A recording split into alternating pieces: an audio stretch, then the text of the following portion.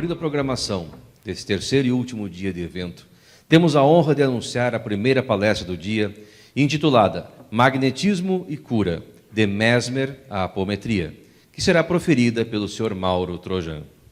O Sr. Mauro é formado em arquitetura, com pós-graduação em marketing e administração financeira. Soma 41 anos de atuação na área acadêmica, sendo 32 como professor de física. Trabalha semanalmente em grupos de apometria, é palestrante na área da espiritualidade e da doutrina espírita.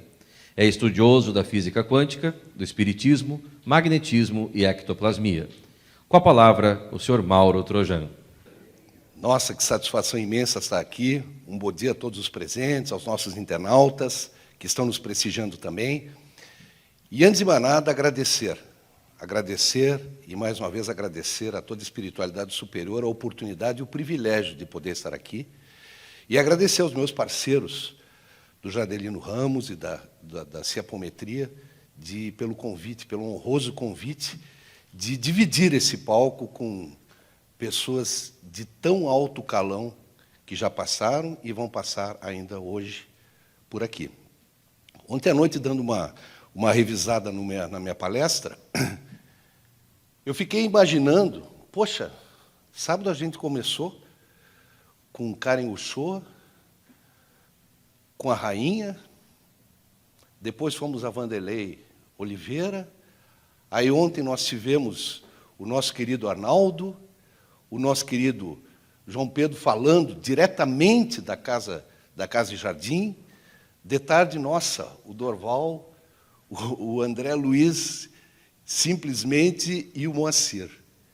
Por sinal, inclusive, eu me passei, até como membro da comissão organizadora, da sacanagem que foi feita para mim, porque dar uma palestra falando de física após André Luiz e após Moacir, nosso desafio potencializou na enésima para tudo isso. Mas estamos aí, e faceiros, e satisfeitos por tudo isso que está acontecendo, e principalmente porque nós estamos conseguindo colocar mais um pouco na cabeça de cada um de nós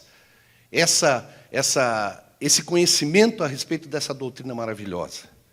Veja que a doutrina espírita, ela se caracteriza por ser uma rede entre que na verdade vai pactuar com tantas outras doutrinas que inclusive foram apresentadas aqui, e que, mais do que isso, nós não temos um coordenador geral, nós não temos uma casa geral. Na verdade, a gente trabalha de que maneira? Aprofundando os estudos e interagindo com as outras pessoas a respeito dos estudos que nós mesmos adquirimos, trabalhando nas nossas casas espíritas, correto? Ajudando uma imensidão de pessoas, com certeza, e principalmente com esses eventos, essa interação que a gente consegue, é uma coisa realmente descomunal. Tenho certeza, eu tenho essa certeza pelo menos, que, como dizia Madre Teresa de Calcutá, nós somos uma gota no oceano, mas o oceano nunca mais vai ser o mesmo depois que a gente colocar essa gota. E eu acho que cada um de nós, espíritas, nós temos, na verdade, a obrigação de, dentro desse oceano, de contaminar o maior número de gotas possível que nós quisermos, ou melhor, que nós conseguirmos. Porque quando a gente fala que a doutrina espírita quer transformar o mundo, muitas vezes até soa de uma forma um pouco pretensiosa, mas é isso. Só que para nós transformarmos o mundo, nós temos que transformar as pessoas desse mundo. E a transformação que nós queremos para as pessoas é justamente uma transformação de dentro para fora. Vamos falar bastante nisso. A transformação exige que seja de dentro para fora. Aí nós teremos mais gotas nesse oceano e, consequentemente, nós estaremos trabalhando para elevar toda a vibração desse nosso mundo que tanto está precisando. Mas vamos à nossa palestra. Eu me desafiei. Trabalho com magnetismo e cura há algum tempo, inclusive dentro da apometria, e eu tive o privilégio de, o ano passado, fazer ao longo do ano inteiro, semanalmente, um grupo de estudos com o Paulo Henrique de Figueiredo, que hoje eu diria assim que, em termos de Mesmer, é a pessoa que mais entende no Brasil e talvez no mundo, né? E aí eu me desafiei de justamente trazer as ligações que existem entre o mesmerismo e a apometria. E tenho certeza que são muitas, eu tenho certeza que eu não vou precisar falar quase que nunca dessa ligação, porque vocês vão estar vendo essas ligações. Isso é uma coisa extremamente bacana que acontece, como eu falei, dentro da própria doutrina. Então, vamos lá. Já nos apresentamos. O magnetismo, olha só, eu e o André, meu colega André, não combinamos nada. E ontem ele colocou essa frase, para ver a força dessa frase, e eu quero começar com essa frase. O magnetismo é uma das maiores provas do poder da fé posta em ação. É pela fé que ele cura e produz esses fenômenos singulares, qualificados outrora de milagres, por um espírito protetor, em O Evangelho segundo o Espiritismo. Eu quero começar exatamente com essa frase, para que a gente marque algumas coisas. Magnetismo, cura, fé, controle da vontade, a fé raciocinada, está tudo aí dentro dessa frase. Para aqueles que, eu sei que muitos assim gostam de saber de que bibliografia veio, na verdade, o que nós estamos conversando. Então, eu costumo sempre mostrar alguma da bibliografia de pesquisa para uma palestra como essa que a gente está fazendo. Logicamente, o Livro dos Espíritos, a Gênesis, o Evangelho. Esse livro aqui é a base do que eu vou falar.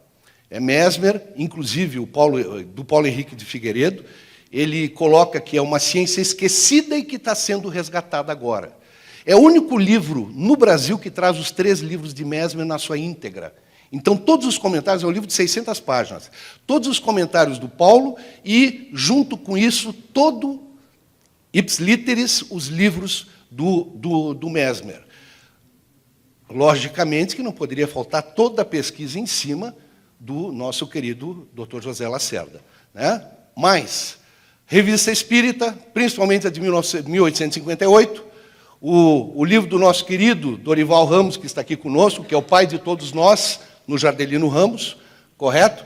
A apometria do João Pedro, que também está aqui, me baseei bastante em muitas coisas que tem nesse livro, e o passe como cura magnética da já desencarnada queridíssima doutora Marlene Nobre. E, lógico, não poderia deixar de falar também, pelo menos em 2, que é o mecanismo da mediunidade e evolução em 2 mundos, 2 livros psicografados pelo nosso querido Chico, do André Luiz. Então, basicamente, essa é a bibliografia. Mas olha só, quando a gente fala em alma, quando a gente fala em cura, quando a gente fala em espiritismo, a gente acha que, normalmente nos baseamos em 1857, com o lançamento do Livro dos Espíritos, e a gente acha que tudo começou por aí. Eu diria assim que, de repente, Kardec conseguiu codificar coisa de milênios que os espíritos trouxeram para ele. Por exemplo, o Antigo Egito, pelo livro Caminhos da Luz, do psicografia do Chico do Emmanuel, do degredo de Capela, os egípcios foram a 3ª raça que veio para cá. Vieram os árias, depois vieram os hindus, depois vieram os egípcios e, finalmente, vieram os hebreus, né?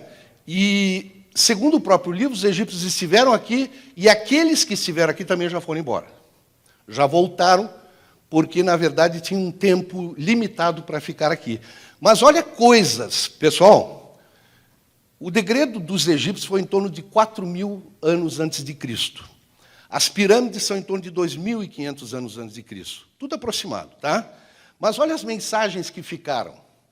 Por exemplo, foi encontrado nas ruínas de Tebas um pergaminho que diz assim: pousa tua mão sobre o doente para acalmar a dor e dizer que a dor cesse. O que é isso? Puro magnetismo.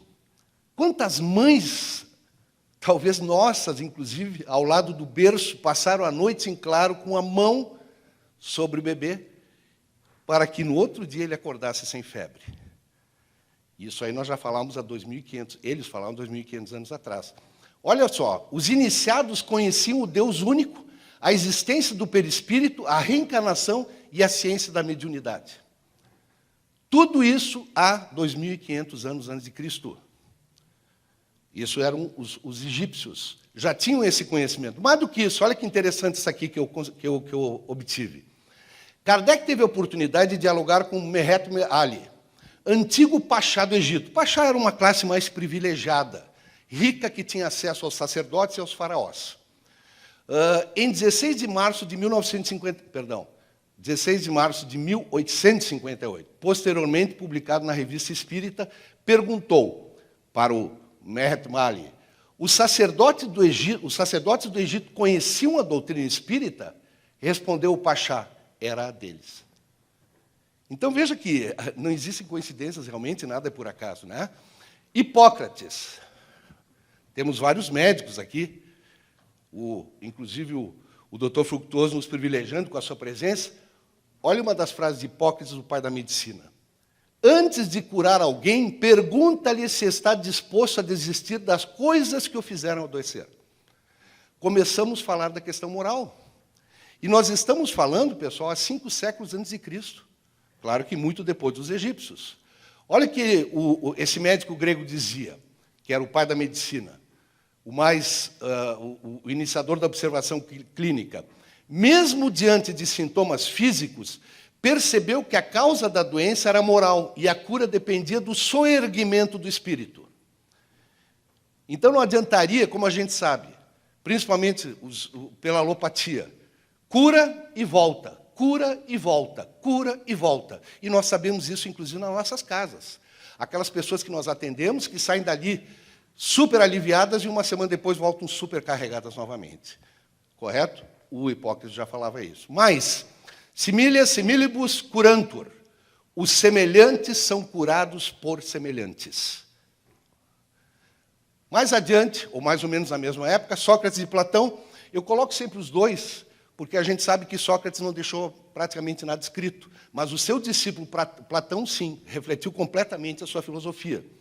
E olha o que se pensava. E mais, já se tinha noção da alma, já se tinha noção da reencarnação. Estamos falando de 4 a 5 séculos antes de Cristo.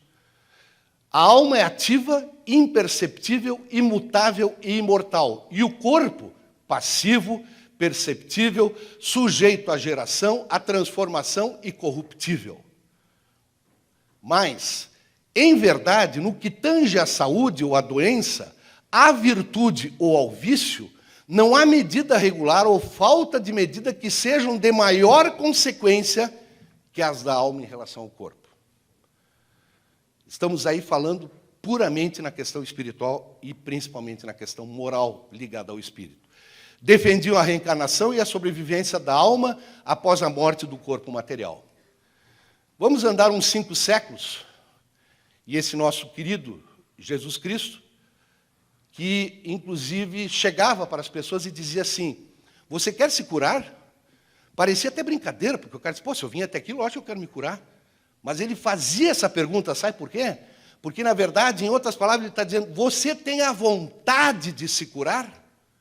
Porque se você não tiver essa vontade, você não vai se curar. Vocês estão vendo que nós estamos falando de autocura. Nós não estamos falando de uma pessoa curar a outra. Nós estamos falando de uma pessoa soerguer a vibração da outra para que ela se cure. Mas a tua fé te curou. Ou seja, se tu controlares a tua vontade, se realmente essa tua vontade for realmente de se curar, na verdade, isso se configurou em fé e ela te curou. Jesus não curava, soerguia a vontade do indivíduo para se curar, que era o que ele fazia. Olha só, fé. O que é fé? Controle sobre a vontade. Ou controle sobre a vontade passa a ser fé. Vice-versa também serve. Mas, na verdade, tudo começa no controle da minha vontade. Quando eu falo vontade, nós não estamos falando desejo. Vontade é uma coisa do perispírito, vontade é uma coisa dos corpos espirituais. Na verdade, o desejo é do nosso corpo físico. Então, na verdade, a fé significa controle da vontade. Mas vamos um pouquinho mais longe. Controle da vontade iluminada pela razão. Quando eu conseguir ter um controle da vontade completamente iluminada pela razão, ou seja, pelo meu conhecimento, e eu sei que é isso que eu quero, sabe o que eu estou tendo? A fé raciocinada. Eu não estou tendo fé porque me disseram que eu tenho que acreditar. Eu não estou tendo fé porque disseram que se eu não fizer tal coisa eu vou ser punido. Eu não estou tendo fé porque eu acho que todo mundo aqui deveria pensar em ter fé, independente do que nós podemos pensar além disso aqui. E essa é a fé raciocinada. Pois bem, quando nós temos a fé raciocinada, o controle da vontade iluminado pela razão torna-se virtude. Por isso que Jesus Cristo disse assim: saiu virtude de mim. Quando ele curou a mulher hemorrágica, né? Primeiro ele disse: alguém me tocou. E os discípulos disseram: sim, mas tem tanta gente aqui. Sim, não, mas alguém me tocou. E depois ele disse: saiu virtude de mim. Por quê? Porque a pessoa que lhe tocou estava com o controle da vontade, na verdade tinha fé, e isso, na verdade, virou uma virtude. E aí o que ele disse? A tua fé te curou. Pois bem, pessoal, agora nós vamos tentar avançar um pouco para compreender um pouco mais o magnetismo animal, que é o magnetismo mesmeriano. O magnetismo mineral, o ímã, etc., que vamos dar uma rápida passada para que a gente entenda algumas semelhanças, ele não tem a ver com o magnetismo animal, mas nos ajuda na compreensão de algumas coisas. Para vocês saberem, essa pedra, a magnetita, que é um óxido ferroso, um tetraóxido de ferro, foi encontrada, ou melhor, tinha uma região na Magnésia. Magnésia é uma região, hoje, onde mais ou menos tem a Turquia, né? E ali um cara chamado Tales de Mileto, 6 séculos antes de Cristo, ele pegava essa pedrinha, colocava presa num cordão e botava a girar. E ele notava que, independente do número de giros ou o sentido do giro, ela sempre parava com a mesma ponta apontada para o mesmo lugar. E depois se ver que era o Polo Norte. Então se notou que essa pedrinha tinha características diferentes de todos os outros minerais. Justamente por ser da região da Magnésia, se deu o nome a ela de magnetita. E hoje nós conhecemos comumente como ímã. Eu gostaria que vocês observassem o seguinte: todo mundo sabe que polos diferentes se atraem e polos idênticos se repelem no magnetismo mineral. Mas eu gostaria que vocês observassem essa figura, porque o que está acontecendo aqui, ó, nós não enxergamos. Isso é um desenho. Nós não enxergamos o campo magnético trocado entre esses polos do ímã. Mas eu gostaria que vocês percebessem, e aqui dá para a gente perceber bem, que deve existir alguma coisa interna no material que lhe dá propriedades magnéticas. E justamente essa coisa interna são pequeníssimos, que estão lá dentro do átomo, pequeníssimas partículas que nós chamamos de dipolos magnéticos, de ímãs elementares ou mesmo de domínios magnéticos, como está escrito aqui. Só que esses domínios magnéticos, na realidade, eles estão completamente desorganizados em materiais comuns. Quando nós vamos ao ímã, eles estão todos organizadinhos apontando para o mesmo lado. E isso dá o poder magnético para a magnetita. Então, veja bem, substância desmagnetizada, essa aqui. Substância magnetizada, essa aqui. Só que tem um detalhe. Existem algumas substâncias que, se ficarem sujeitas ao campo magnético de um ímã ou de uma substância magnetizada, também se magnetizam. Tipo assim, eu passar o campo magnético por sobre aqui, ó, e esses dipolos, esses domínios magnéticos todos ficarem assim. Que substâncias, na verdade, fazem isso? Principalmente ferro, níquel e cobalto, e algumas ligas, tipo aço, por ter ferro. Principalmente as ligas ferrosas, elas são, na verdade, trabalhadas dessa maneira. Então, veja que eu posso transformar uma substância não magnetizada em magnetizada. Através do quê? Do campo magnético. Pessoal, eu posso transformar uma substância não magnetizada através de um campo, magnetizando-a e fazendo com que ela passe a ter propriedades diferentes. Vamos começar a pensar em cima disso? Substâncias ferromagnéticas. Olha que interessante, olha só. Vamos pensar um pouquinho mais? Isso aqui tem ferro, então é uma substância que pode ser magnetizada. Isso aqui é um ímã. Então o ímã magnetizou, porque, veja bem, ímã só atrai ímã. Então como é que o ímã está atraindo ferro? Porque o ferro virou ímã. O ferro foi magnetizado.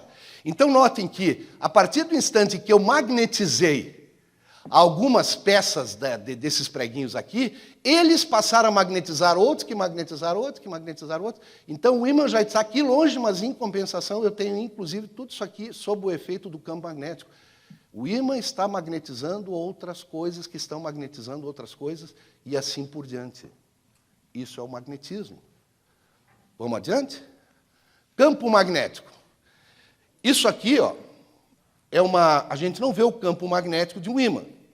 Mas, na verdade, se nós pegarmos e jogarmos limalhas de ferro, elas ficam na configuração de qual seria o campo magnético, que a gente, na verdade, representa por linhas de indução ou linhas magnéticas, que são linhas imaginárias para que a gente consiga imaginar como é que está funcionando o campo, normalmente saindo do polo positivo e entrando no negativo.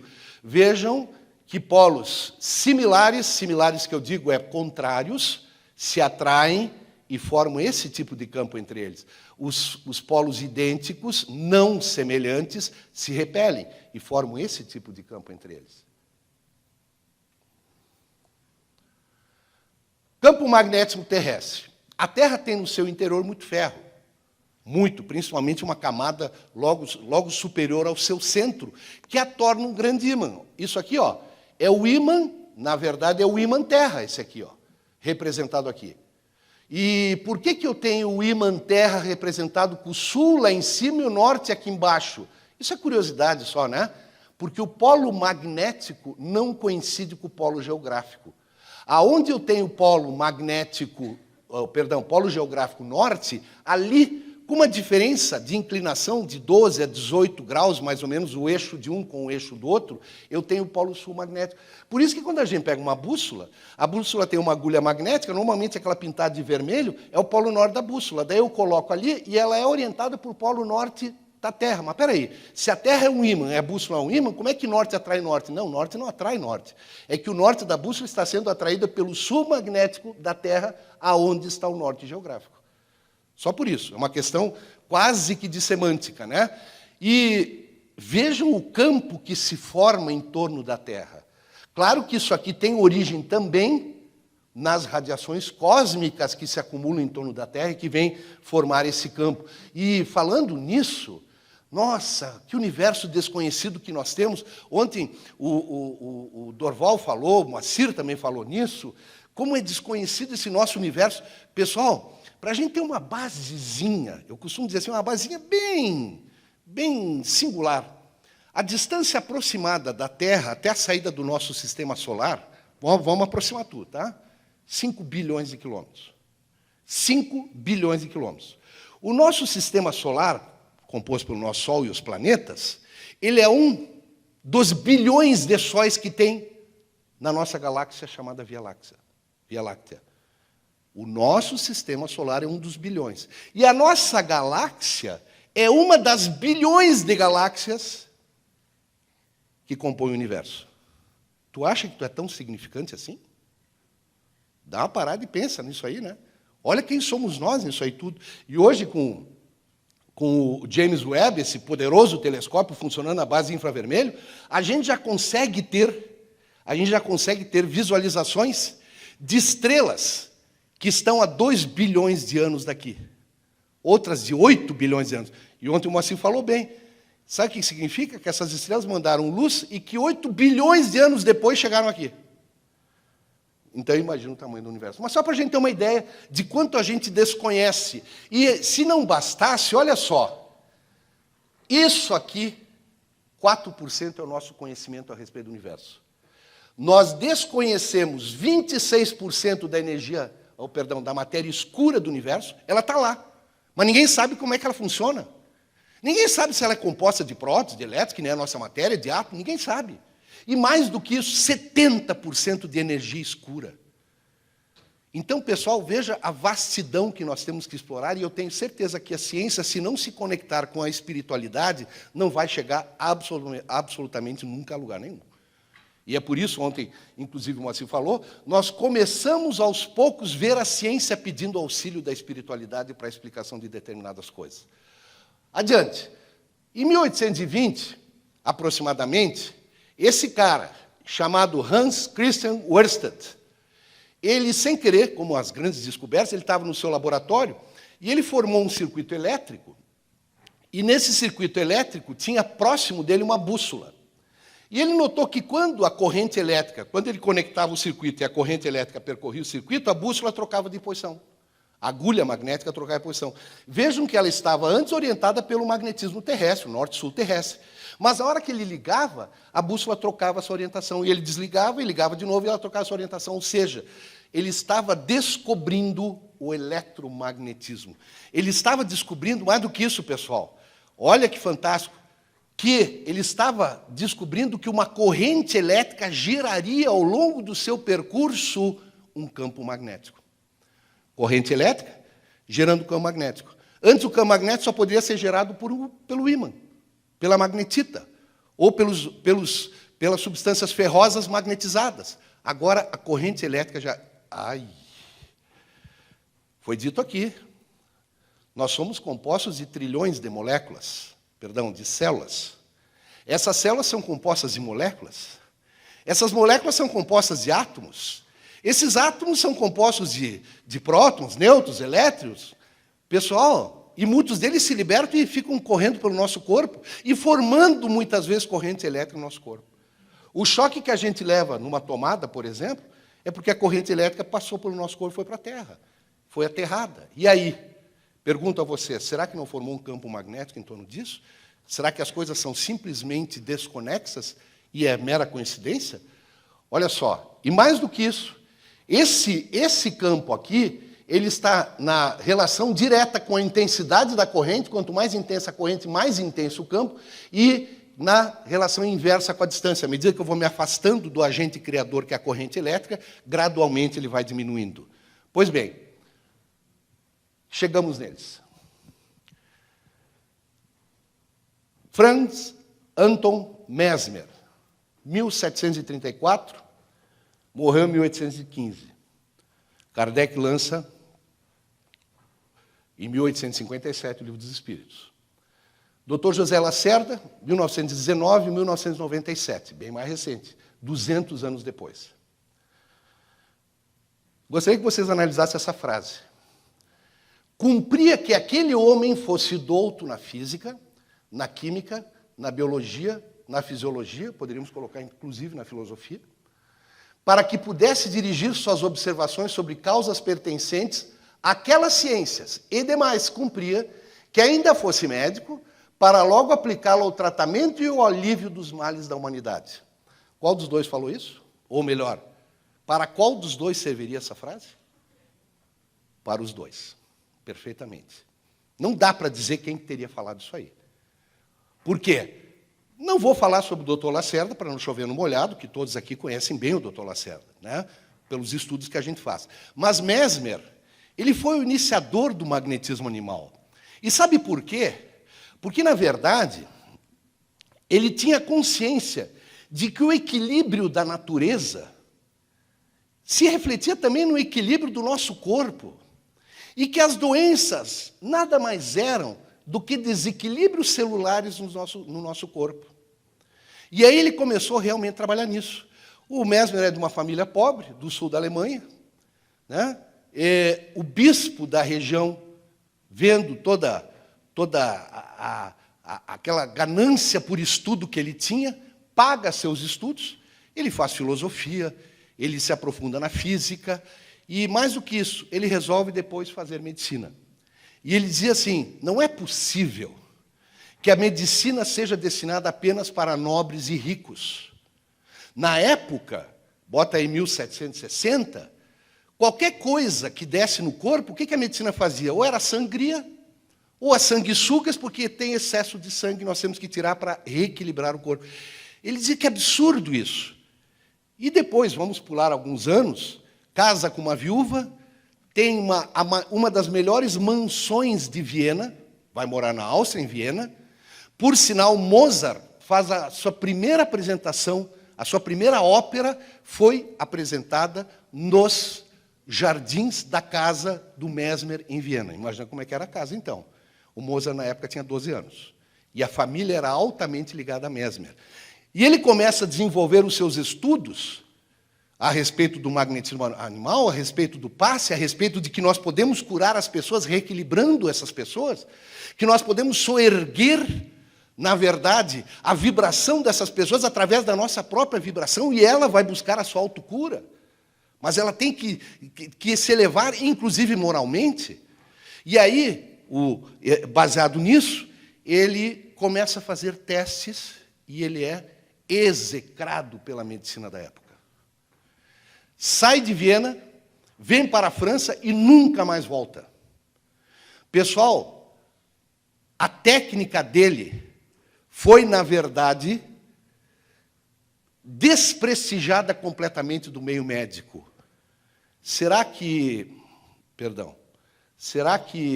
nós temos também alguma semelhança aqui? Nós que somos da apometria? Como que a apometria aceita? Que luta teve esse doutor Lacerda durante todos esses anos? Hoje nós somos vários, nós somos muitos. Graças a Deus nós estamos multiplicados. Mesmer era praticamente sozinho. Mas ele continuou com a credibilidade, ele continuou firmemente de que, na verdade, as nossas energias podem pactuar, eu elevar, na verdade, a vibração das outras pessoas, reequilibrar as suas células e, inclusive, curá-las a partir disso. Algumas coisas que o Mesmer trouxe. Numa visão harmônica da natureza, Mesmer compreendia que as leis naturais regiam tanto o mundo físico quanto o moral. Pois bem, a saúde orgânica estava relacionada com a harmonia universal, mas também a moral se fundamentava numa lei geral para os seres, como a gravitação rege a matéria igualmente em todo o universo. Então a cura passava, claro, pelo soerguimento da vibração da pessoa, mas como é que eu vou soerguer a vibração de uma pessoa se ela está vibrando no medo? A Tânia Rainha falou muito sobre isso, dando a explicação do Theta Healing para nós no sábado. Como é que eu vou soerguer? Se a pessoa não se convencer de que ela pode passar por essa barreira, e aí eu vou trazer a sua vibração para cima, pessoal, aí entramos nós. Aí entra o nosso trabalho apométrico, com essas pessoas. A gente entender o que está acontecendo com a pessoa, seja encarnada ou seja desencarnada, para que a gente consiga trazê-la para um patamar em que ela haja sobre ela mesma. Essa era a teoria de Mesmer.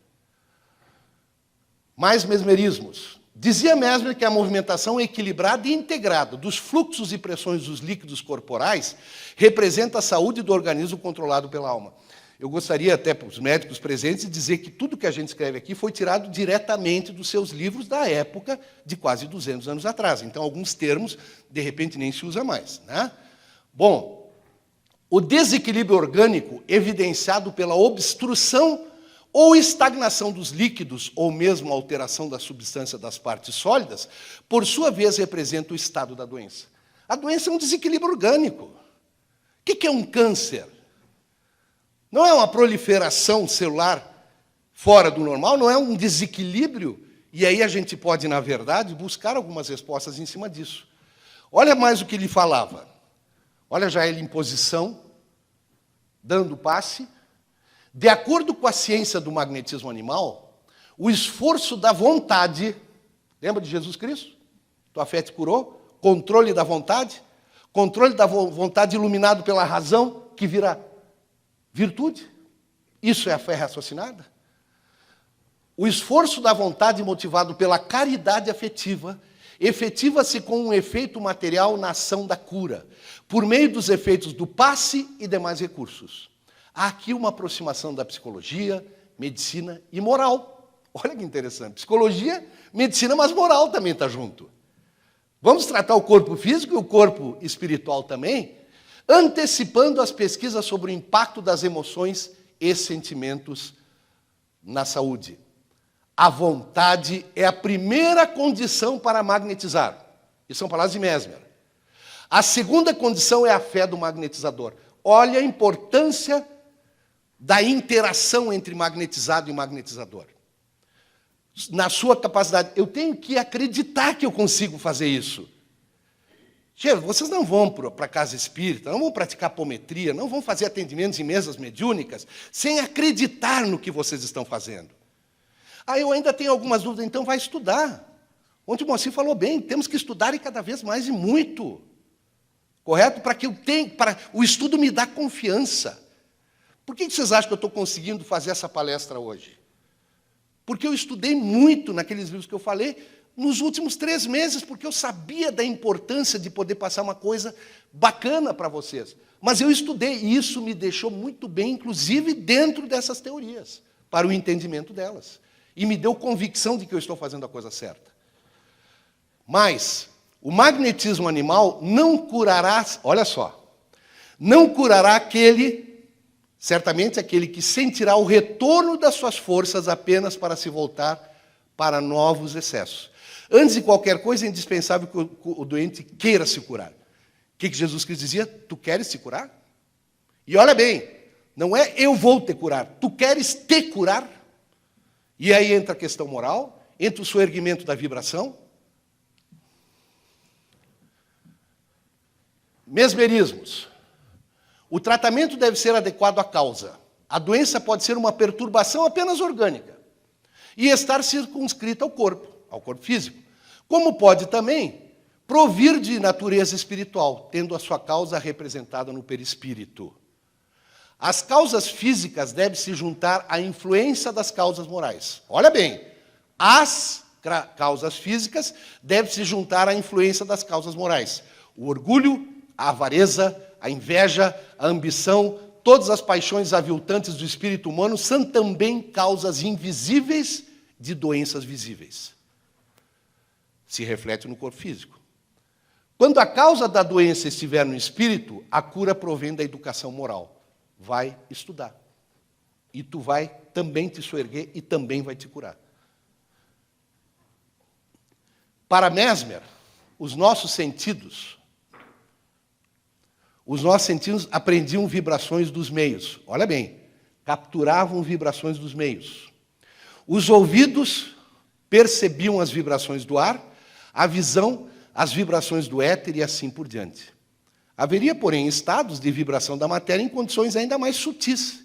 E essas vibrações seriam responsáveis por colocar em sintonia os organismos do magnetizador e do paciente, explicando o mecanismo dessa cura. Os espíritos revelaram para Kardec o fluido cósmico universal lá em 1857. Pouco antes, por quê? Ficou sabendo antes, obviamente, da codificação, para poder escrever. Mesmer, 80 anos antes, já dizia isso. O que deve ter entre o magnetizado e o magnetizador para que eu consiga passar para ele isso? Na época, ele começou a chamar de fluido universal, não de fluido cósmico universal. Hoje nós sabemos que é ele. É a matéria elementar primitiva, cujas modificações e transformações constituem inumerável variedade dos corpos da natureza. Estou chovendo molhado aqui, né? É a matéria elementar primitiva dispersa por todo o universo. O vácuo absoluto existe em alguma parte do espaço universal? Questão 36. Não, não há vácuo. O que te parece vazio está ocupado por matéria que te escapa aos sentidos e escapa aos instrumentos. Mas uma matéria extremamente sutil, cujas modificações e transformações vão constituir a inumerável variedade dos corpos da natureza. É nesse elemento primordial para a vida que vivem e vibram todos os seres e todas as coisas. Constelações de sóis, mundos e almas, como peixes no oceano. Isso também é Kardec, né? A manipulação desse fluido pelos espíritos vai dar origem aos fluidos espirituais. Isso está na Gênese. Tá? Agora nós vamos entrar numa questão talvez até um pouco impactante. No século XX, a física moderna abandona a teoria dos fluidos imponderáveis. Pessoal, na época de Kardec, e aí a gente tem que saber que tudo evolui, e que as revelações espirituais também foram gradualmente, a partir do momento que eu tinha entendimento para elas, foram sendo reveladas. Na época de Kardec, não se tinha noção de campo. Mesmo que o Earth tinha criado o campo magnético a partir da corrente elétrica, não se sabia que aquilo era um campo. Então, tudo era meio fluido. Era o fluido magnético, era o fluido elétrico, era o fluido luminoso, era o fluido calórico. Tudo era chamado de fluido. Hoje, na física moderna, fluido é um líquido ou um gás. Mas lá não. O que era matéria imponderável? Aquela matéria que não tem peso, que não tem massa. Para eles era isso. Então, o fluido é constituído de uma matéria imponderável. Principalmente a física quântica derruba, e Maxwell com as ondas, Maxwell lá em 1885 descobre as ondas eletromagnéticas e também derruba por terra. Na verdade, a energia é transportada por ondas, quando se formam campos, correto? Pois bem, olha só, no século XX, a física moderna abandona a teoria dos fluidos imponderáveis, explicando os fenômenos eletromagnéticos por meio de ondas e campos. Podemos considerar desse modo que a teoria do fluido universal, criada por Mesmer e adotada pelo Espiritismo, foi uma antecipação conceitual intuitiva da teoria moderna da física, enquanto a teoria, então, aceita dos fluidos imponderáveis, incluindo o fluido vital, está superada. Pessoal, me desculpem, aqueles que têm a crença em cima disso. Quando nós damos um passe, não sai coisa da minha mão e vai para o outro. Não sai um fluido da minha mão e vai para o outro. Não é a minha mão com os fluidos que eu estou emitindo para ele que vão curar ele. Eu, na verdade, crio uma interação entre o campo dessa pessoa e o meu campo para tentar soerguer a sua vibração, passando uma boa energia para esse soerguimento e, principalmente, trabalhando essa pessoa, por isso que não é no primeiro passe que se resolve, que ela tem que buscar o seu soerguimento moral, se essa for a necessidade. Então, cai por terra a teoria dos fluidos, derrubada pela física quântica. Não existem fluidos imponderáveis. A gente sabe que a luz é uma onda eletromagnética, não é um fluido. A gente sabe que o calor é uma onda eletromagnética. É o infravermelho, não é um fluido. E assim por diante. Mas, olha que interessante, mas, na verdade, as ondas precisam, na verdade, de formação de campos para conseguirem alcançar os seus objetivos. Não fui eu que falei, tá? Espiritismo e magnetismo. O magnetismo preparou o caminho do espiritismo e o rápido progresso dessa última doutrina se deve incontestavelmente à vulgarização das ideias sobre a primeira. Isso é Kardec. Revista Espírita, 1858. O magnetismo e o espiritismo se dão as mãos. São duas partes de um mesmo todo, dois ramos de uma mesma ciência que se completam e se explicam um pelo outro. Acreditar no magnetismo é abrir caminho para o espiritismo e reciprocamente. Pessoal, como é bacana quando a gente estuda, né? Como é bom a gente estudar, né? A gente descobre cada coisa bacana. Vocês sabiam que Kardec trabalhou durante 35 anos com o magnetismo animal? Antes de escrever, antes de codificar o espiritismo? 35 anos. Claro que ele não chegou a trabalhar com Mesmer, porque Kardec é 804, Mesmer, na verdade, 815, desencarna, tá? Mas o Mesmer esteve também em psicografias levadas a Kardec. Na verdade, solidificando tudo isso que não foi escrito por alguém, foi codificado por Kardec. Isso aí, a última também na Revista Espírita, tá? Aqui, eu primeiro gostaria de fazer o seguinte. Nós, na apometria, a gente divide em 7 corpos. Nós vamos, na verdade, aqui, dividir em 3, para que se entenda bem, porque não tem interesse nesse momento para nós, se é no corpo mental superior, no inferior, no astral, no búdico. Nós vamos dividir em espírito, perispírito e corpo. O perispírito é o intermediário de todas as sensações que o espírito percebe, e pelo qual ele transmite sua vontade ao exterior e age sobre os órgãos. Buena. O espírito quer, o perispírito transmite, e o corpo executa. Perfeito. Eu queria fazer uma análise com vocês no seguinte sentido. O perispírito é o completo reflexo do nosso corpo físico. O nosso corpo físico é composto de trilhões de células. Me ajude os médicos, mas eu acho que é em torno de 100 trilhões de células que a gente tem. Né, doutor? Mais ou menos isso, né? Pois bem, quantas eram quando a gente foi concebido? Uma. E ali eu tinha um princípio inteligente. E aí se dividiu. E aí eu fiquei com 2 princípios inteligentes. E aí fiquei com 4. E eu fiquei com 20, aí eu fiquei com 100, aí eu fiquei com trilhões de princípios inteligentes. Nós sabemos que nós temos uma ligação através de um cordão, né? Um cordão que, inclusive, quando se rompe, é que a gente desencarna. Todos nós dominamos bem isso. Pois eu gostaria que vocês pensassem agora que de cada uma das trilhões de células que tem o seu espírito, ou melhor, que tem o seu princípio inteligente, sai um cordãozinho de cada uma delas que vai para o perispírito. De cada uma das nossas trilhões de células, nós temos trilhões de princípios inteligentes, que inclusive mecanizam todas essas células.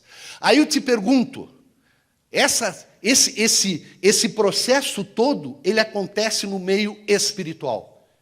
Ele não acontece no meio material. E se ele acontece no meio espiritual, eu consigo entender por que, pela força do pensamento, de repente eu posso modificar a tessitura de uma célula no corpo físico. Porque eu vou lidar com o princípio inteligente dessa célula e isso vai repercutir no corpo físico.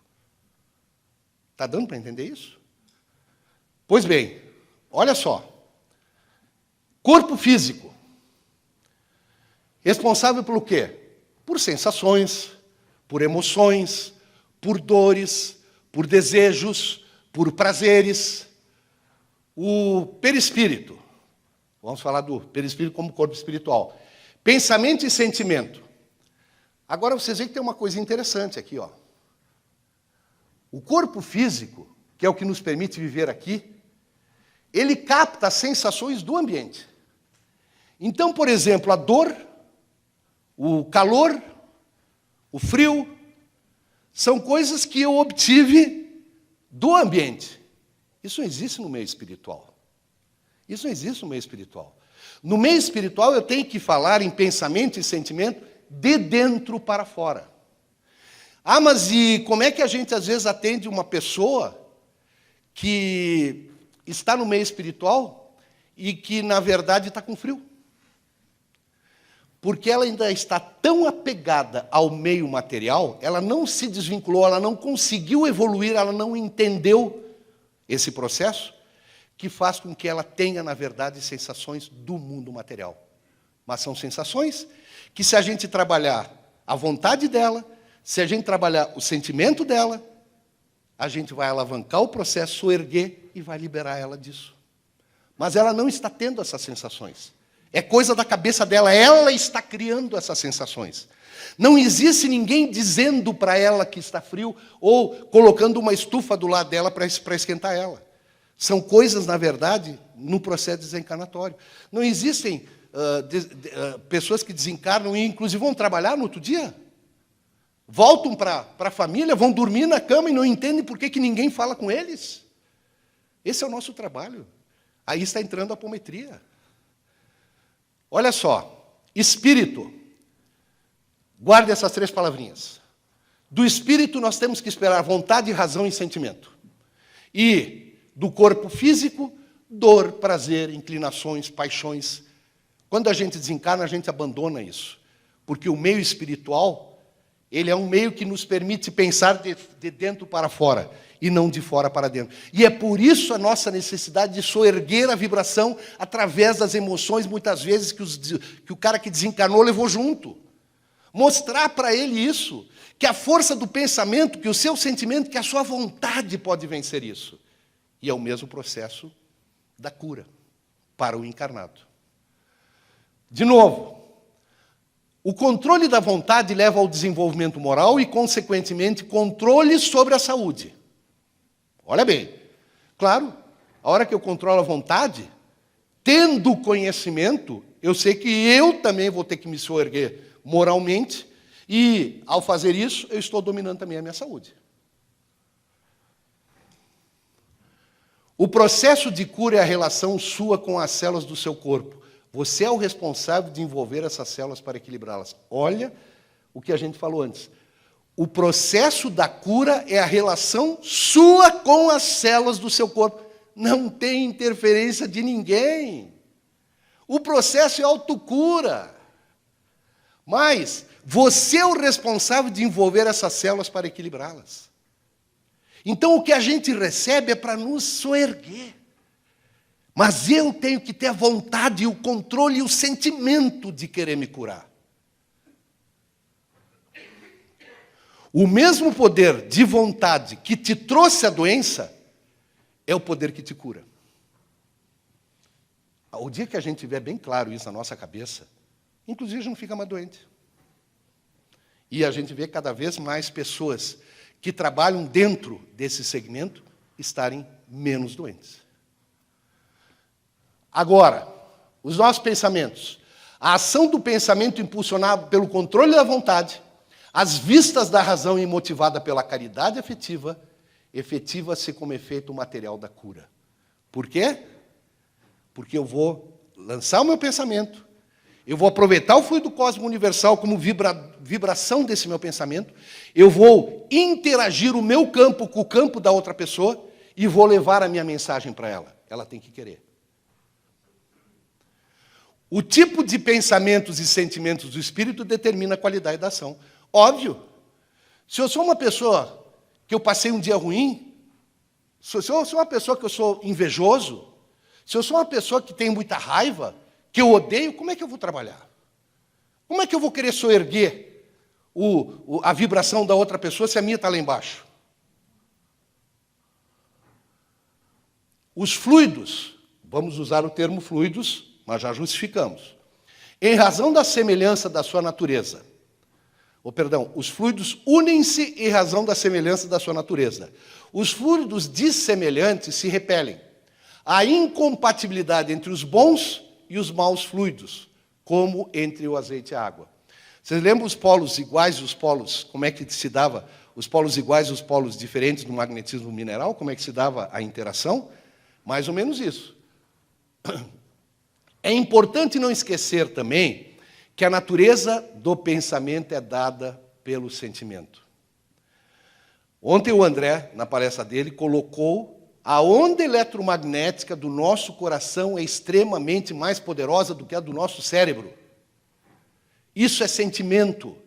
E eu tenho que trabalhar... Olha só, lembram quais são qual é que é o trio do espírito? Vontade, sentimento e razão.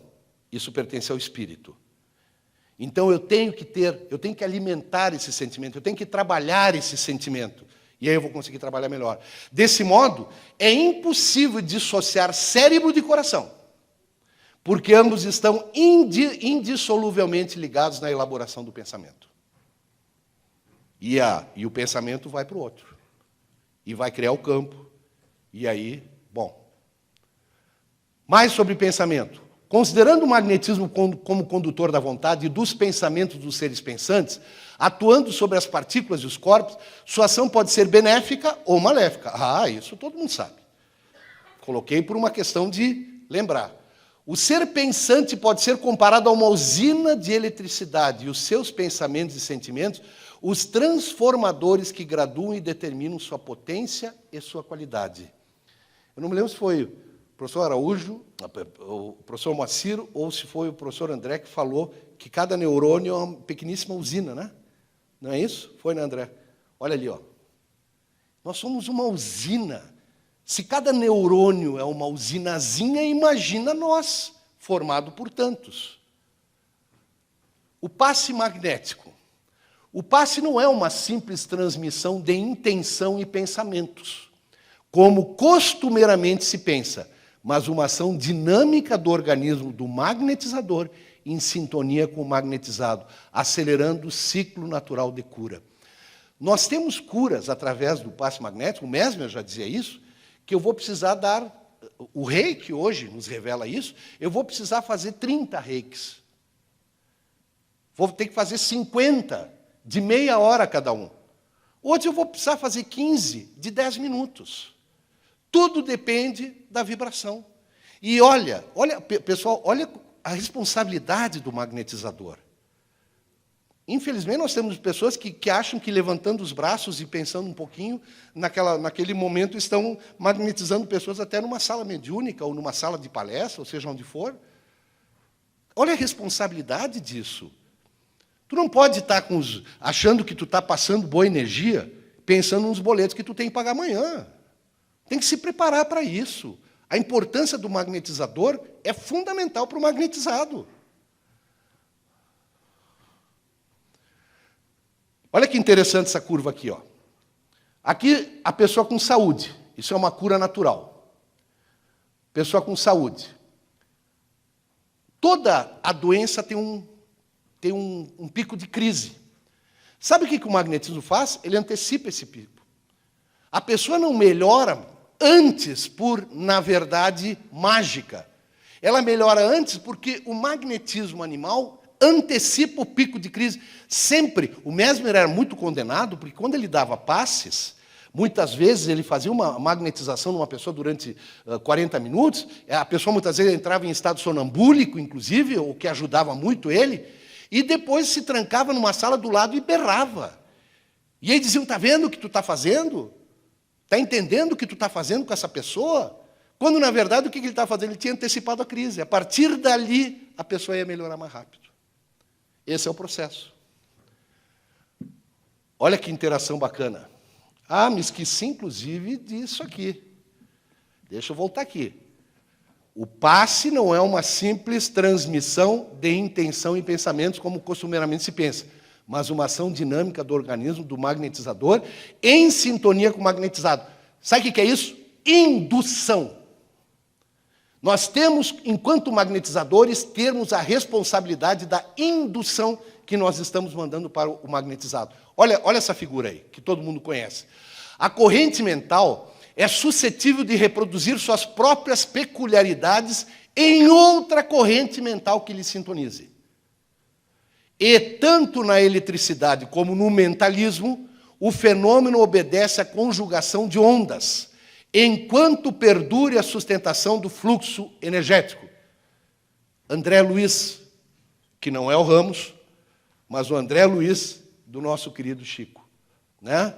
No mecanismo da mediunidade. Mas um espírito com um estado de vibração mais alto poderá induzir outro com um estado de vibração mais baixo. E esse poderá induzir as células do seu corpo ao reequilíbrio. Olha se isso não podia ser mais fantástico. Isso está no mecanismo também. Então, eu vou induzir eu vou levantar a vibração do outro, e levantando a vibração do outro, através da indução do meu pensamento, eu vou fazer com que o outro vá lá em cada uma daquelas, lembra dos princípios espirituais de cada uma das suas trilhões de células? Ele induza aquilo a melhora, mas ele tem que querer melhorar. Você quer se curar? Tipos de passe. Interação magnetizador e paciente, é o mais comum. Interação direta do plano espiritual com o paciente. Pô, eu não estou assim, eu estou achando que o negócio está complicado aí. Eu não vou conseguir soerguer como eu gostaria. Eu vou fazer uma oração, eu vou pedir ajuda do plano espiritual, que venha me ajudar. Que nós dois juntos consigamos soerguer, na verdade, a vibração desse paciente que está aqui. Mas e como é que tu sabe que vai vir um bom espírito? A oração atrai um mau espírito, por acaso? Não, né? E a terceira, pela interação entre o plano espiritual e o magnetizador e desse com o paciente, que foi o que eu acabei de falar. Para soerguer a vontade, muitas vezes peço ajuda dos bons espíritos. Estamos concluindo, tá? Pelo passe magnético, no entanto, notadamente naquele que se baseie no divino manancial da prece, a vontade fortalecida no bem pode soerguer a vontade enfraquecida de outrem, para que essa vontade novamente ajustada à confiança magnetize naturalmente os milhões de agentes microscópicos a seu serviço, a fim de que o estado orgânico, nessa ou naquela contingência, se recomponha para o equilíbrio indispensável. Nossa, quando eu estava estudando e achei esse texto no Evolução, eu disse, nossa, que coisa boa quando a gente vê que as coisas fecham. E não podia ser mais clara essa colocação do André Luiz, né? Não podia realmente ser mais claro do que isso. Magnetismo em ação. Olha só. Entendemos, acredito bem, tudo que a gente falou. Aí essa figuraça, esse cara distinto, Deixa eu dizer uma coisa para vocês. Quando o Mesmer, 1700, acho, não vou me lembrar bem, mas se eu não me engano, 1804, ele morreu em 1815. Estava terminando de escrever seu último livro, não, 14, foi 14. Bom, também não faz tanta diferença. Ele disse assim, vocês acham que eu estou escrevendo muita coisa? Virão homens na minha frente que vão ampliar significativamente tudo que eu estou colocando aqui nesses livros. Quem é que veio 50 anos depois? Kardec. E mostra que o magnetismo e o espiritismo, na verdade, eram praticamente uma coisa só. E quem é que nós tivemos depois? Essas coisas a gente sabe que não são coincidências. Pessoal, a equação da apometria, fluxo magnético mental, energias cósmicas multiplicadas pelas energias vitais.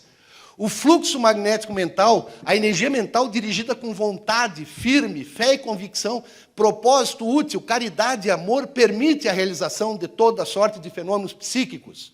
Isso é a cura. Isso é a cura. Através do quê? Do magnetismo. Não tenha dúvida. E aí é que deu para ver que as coisas se encaixaram e se encaixam sempre significativamente. Pessoal, o amor magnetiza a nossa vontade. Aí está o espectro do amor. Esse, para mim, é o espectro do amor. E eu fiz um pequeno trocadilho, até para não ferir ninguém, vamos colocar assim, orai, amai e vigiai, que, na verdade, é um preceito interessante de cura. E eu queria terminar, o nosso caríssimo Arnaldo fez uma explanação fantástica, ontem pela manhã, sobre a evolução dos mundos. Segundo Chico, em 2056, nós estamos terminando o processo, o processo de expiação e cura, e entrando no processo de regeneração. Segundo o próprio Chico, isso durará 70 séculos, 7.000 anos. Então, não pensa que tu vai entrar ali e pronto, e tu já vai estar curado. Né? A cura vem de cada um, não vamos esquecer isso. E quando eu, na verdade, consigo me curar, eu consigo curar as outras pessoas também. E tenho certeza que para nós evoluirmos, mesmo que demore 7.000 anos, nós não somos felizes individualmente.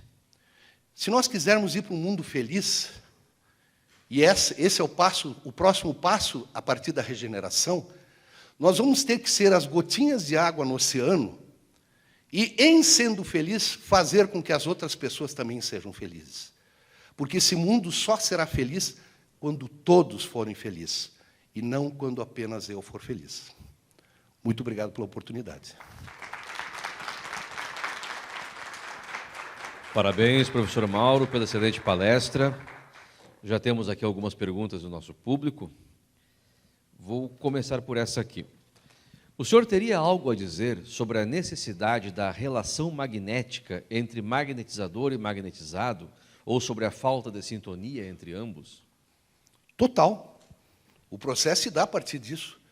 E nós, que nem a gente falou antes, se eu não conseguir estabelecer uma sintonia com o magnetizador, com o magnetizado, eu, enquanto magnetizador, não estou absolutamente fazendo nada para ele. Então, se a gente tiver a humildade, muitas vezes, de achar que não está conquistando esse processo de uma forma mais abrangente, peça ajuda para a espiritualidade. Se tu estiveres trabalhando bem, se tu estiveres com as tuas emoções reguladas em frequência mais elevada, se tu não estiveres na frequência do medo, como é que alguém vai magnetizar alguém se ele está na frequência do medo? Agora, se de repente ele atingiu um patamar de humildade, que lhe permite perdoar, porque só perdoa quem for humilde. O orgulhoso, o vaidoso, não sabe perdoar. Porque o orgulho e a vaidade não lhe deixam. Muitas vezes até as pessoas dizem assim, professor, como é que eu posso diminuir meu orgulho? Não te preocupe em diminuir teu orgulho. Te preocupe em aumentar tua caridade e tua humildade. Automaticamente teu orgulho vai diminuir, tua vaidade vai diminuir. Nós combatemos os nossos vícios potencializando as nossas virtudes. E quando eu achar que eu não estou suficientemente bem para atender uma pessoa, peça ajuda à espiritualidade. E eles vêm, e vêm lotado, não tenha dúvida disso. Obrigado, Mauro. A próxima pergunta aqui. O sono magnético, não sei se está correta essa expressão, induzido pelos passes e magnetismos por si só, pode ajudar na cura? Com certeza. Com certeza, o Mesmer usava o processo sonambúlico. Porque uma pessoa, se vocês ficarem, de repente, durante 20, 30 minutos, conforme a pessoa até menos tempo, eu sou um que quando eu deito numa maca de reiki, em 10 minutos eu estou dormindo. E aí eu poderia estar entrando em processo sonambúlico. E no processo sonambúlico tem um detalhe, tu vai enxergar tudo. Tu vai enxergar, inclusive, onde é que está o teu problema. Porque o sonâmbulo, inclusive, ele não enxerga com os seus olhos. O sonâmbulo na verdade, nós fora do corpo físico. Por que o sonâmbulo pode enxergar através de uma parede? Porque ele enxerga pelas suas sensações de dentro para fora. Então, claro que isso vai facilitar a cura, obviamente. Maravilha, obrigado. Mais uma pergunta aqui. E sobre o comando mental da apometria e o magnetismo no processo de cura, há relação? Completa. Foi o trabalho que a gente fez, né? Na verdade, o que acontece? Quando a gente faz um atendimento apométrico, de repente, num desencarnado, que nem eu falei antes, que desencanou de sobressalto num acidente, que não entendeu que abandonou o mundo material, que está no mundo espiritual, na verdade, eu conseguindo entrar em sintonia com ele e soerguendo o controle da sua vontade, no sentido de ele entender o que está acontecendo, logicamente eu vou estar colaborando significativamente para o avanço evolutivo dele.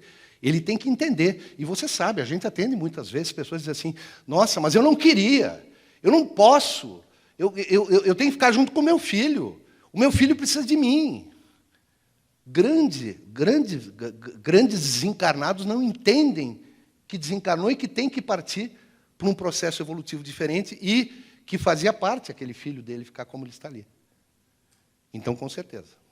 Perfeito, Mauro. Obrigado. Temos 3 perguntas no mesmo assunto. Vou procurar juntar as 3 aqui, que elas giram em torno da necessidade ou não da imposição das mãos no passe magnético. Uma delas, vou somar 2 aqui, que tem mais similaridade.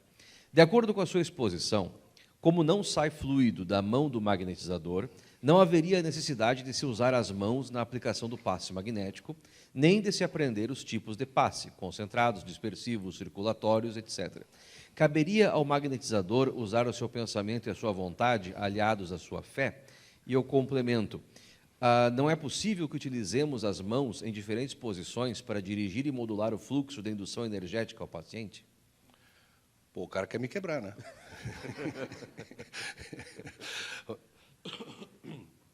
Imposição de mãos é uma forma da gente, na verdade, potencializar o nosso pensamento. Jesus dificilmente impunha as mãos para fazer as curas. Nós sabemos disso. Tá? O processo está aqui. Agora, manipular energias, eu acredito que isso a gente possa fazer sim e consiga manipular. Por quê? Porque o magnetismo tem vocês já devem ter ouvido falar, não sei se é cientista, que era chamado Kirlian, que ele construiu uma máquina fotográfica que fotografava a aura. Né? E a gente vê claramente na mão a aura da mão. Então, lógico que isso tem a ver. Mas, com certeza, não é um fluido que saia da mão e vá para o paciente, e, com certeza, não é a mão que vai estar formando o campo. Vai estar potencializando o quê? O que eu tiver aqui, ó, pensando. Tudo está aqui. O meu avanço intelectual, o meu avanço moral, a soma dessas coisas estarão me dando condições de alavancar, na verdade, soerguer a vibração da pessoa com a qual eu estou trabalhando. Isso tudo, tenha certeza. As mãos, como a gente faz no reiki e tudo mais, logicamente que é uma forma também da gente, de alguma forma, pensar mais forte, mandar mais energia e assim por diante. Obrigado, professor. A última pergunta. Pô, não eram 3 só? Eram 3, você tem uma pergunta bônus? Não, claro, por favor. Quantas quiserem. Vamos lá, então mais essa aqui. Se a responsabilidade pela saúde ou pela doença é nossa, da nossa relação com nossas células, como explicamos os quadros obsessivos e ataques externos?